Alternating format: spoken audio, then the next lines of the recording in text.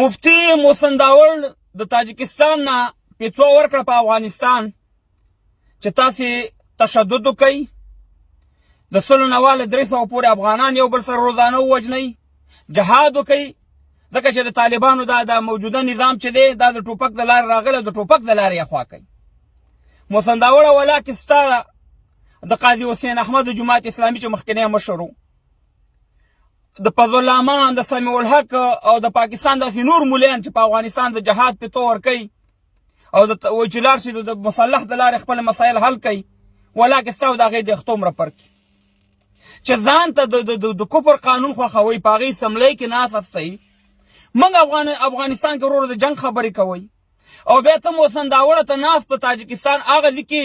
چې دا خپله یو غلام هېواد دی، د وروس مستعمره ده او د هغې ځینې د افغانستان په خلاف باندې تاسې د جهاد فتواګانې ورکوئ. بس د خدای په لحاظ باندې د افغانستان نور پرېږدی په قلا روانې. محسن داوړه تا پی ټي ایم هم دوه تقسیمه کړو، پارټي دې پکې جوړه کړه، لاړ وروره پی ټي ایم کې دې درد واچو، نور د دې افغانستان نه په قلار شئ. که تاسې کې چېرته افغانیت وی، تاسې کې چېرته پښتو وی، تاسې کې چېرته مسلماني وی، خو دغه افغانانو سره چې اوس کم ظلم روان دی په پاکستان کې او زموږ خویندې میندې بې عزته کېږي، خو راوتې وایي ټول سړکونو ته د خپلې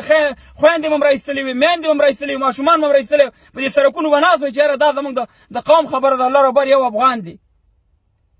نو خپله هلته عدم تشدد خوښوئ په پاکستان کې او په افغانستان کې به تاسې همیشه د جنګ خوښوئ چې ته وایې چې طالب د ټوپک په زور راغلی دی، ټوپک په زور اخوا شي. دا د پاکستان حکومت د څه شي په زور دی؟ دا د ټوپک په زور نه دی ناست، دا پوجیان د څه شي په زور ناست دي؟ د وزیرستان کې څه وکړه، د ملکن کې څه وکړه، د باجوړ کې څه وکړه؟ بس د خدای په لحاظ نور د افغانستان نه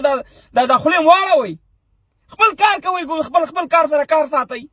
بس چېرته د جنګ پیتوا وي، چېرته د تشدد لارې بیا موږ افغانانو ته غواړي خپله د پاکستان په قانون لاندې ژوند کوئ، د کفر د قانون لاندې. بیا ستا د سمیع الحق او د فضل الرحمن او د قاضي حسین احمد څه فرق دی چې ځان ته جمهوریت غواړي، موږ ته امارت غواړي؟ د خدای په لحاظ نور سم شئ، خفه کېږئ مه نه د مخکې د پښتنو حقیقتونه به ویو، نور موږ افغانستان کې جنګ نه غواړو، همدغه نظام موږ دپاره صحیح دی.